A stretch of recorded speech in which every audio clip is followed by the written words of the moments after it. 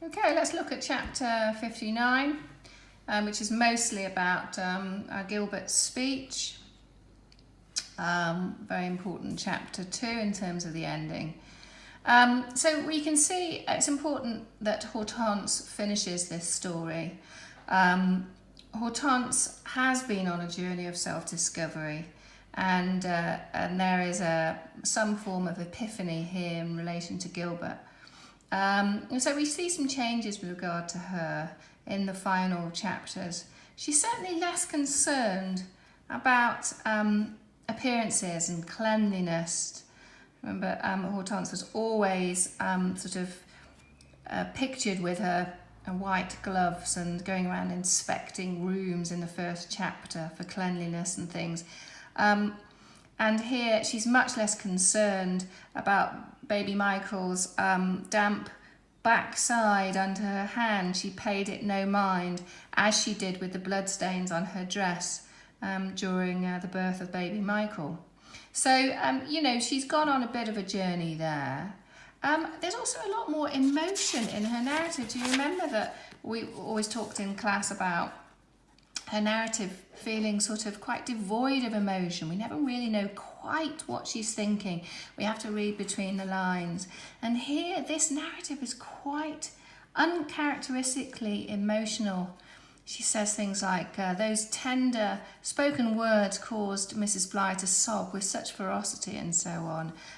This woman's anguish had rid her of the power to speak, and so on. It feels a lot more emotional, her narrative in the closing chapters. And of course, in relation to Gilbert as well, we'll talk about him a little bit later. But there's a tenderness and a warmth and a humour in their relationship now, which has developed, and they're now, we're led to assume that they're very much in love. And of course later on, she realises after his speech, which I'm going to talk about in a minute, that Gilbert Joseph, my husband, was a man of class, a man of character, and a man of intelligence, noble in a way that would someday make him a legend. Gilbert Joseph, everyone would shout. Have you heard about Gilbert Joseph? And that echoes exactly what she said about her own father in some of the earlier, one of the earlier chapters. So Hortense's journey of self-discovery, that's a big point about the ending. We see that she's changed. And then we've got Gilbert's grand speech to Bernard, which is the most important aspect of chapter 59. This speech has been a long time coming. We've been waiting for it as readers, and Bernard needed to be told, and also Gilbert needed to stand up and say his piece,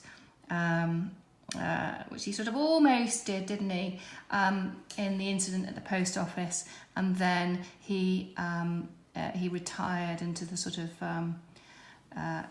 kind of repressed figure of the immigrant who can't say anything, otherwise he'll lose his job. So Levy makes him a powerful narrator. Lots of rhetorical questions and repetitions, and a direct address. Listen to me, man. You know what makes, you know what your trouble is, man. So lots of direct address, stop this, lots of imperatives. And all of this sort of, all of these techniques, they're combined to make this a powerful and moving dynamic speech from Gilbert, highlighting, of course, the irony of this petty, ridiculous battle between the two races. So that's very much a part of the moral of this story, Gilbert's speech. So it is, it's a moral ending, isn't it? There's a moral message here, clearly. And Levy, of course, reinforces the power of this speech by suggesting that it hushed the room. Hortense says that even the baby had fallen silent, which of course is a little idealistic, but then she's in love, isn't she?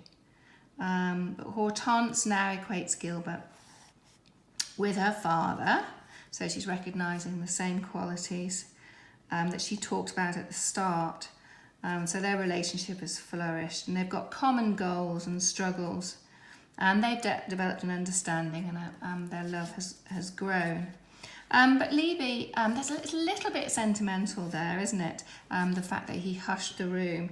But Levy kind of stopped short of sentimentality and the perfect resolution, which would have been Bernard perhaps being chastened by the force of those fine words, to use Hortense's phrase.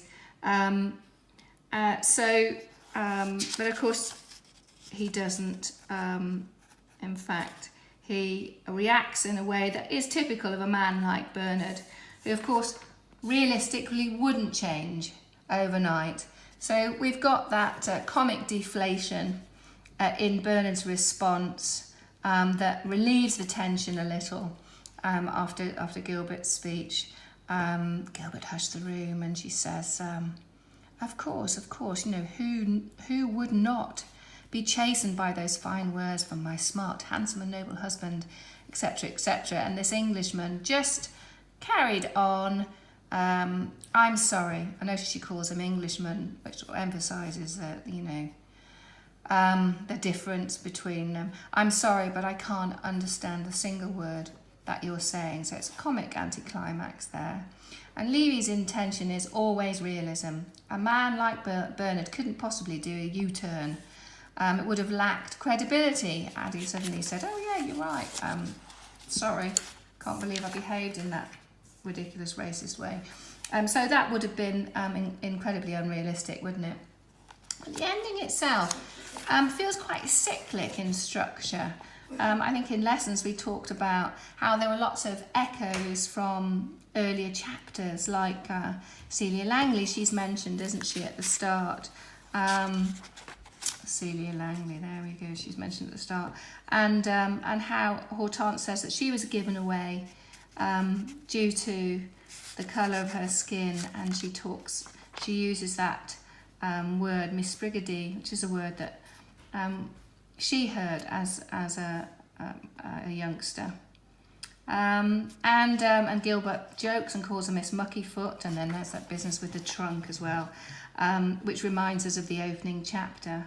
And then we've got the book finishes then with Hortense standing on another doorstep. So it feels very, very cyclical, which gives the novel a sense of completeness, even if that there are still undiscovered truths and loose ends untied. That cyclic structure, the echoes of early chapters, give this ending a sort of a feeling of completeness.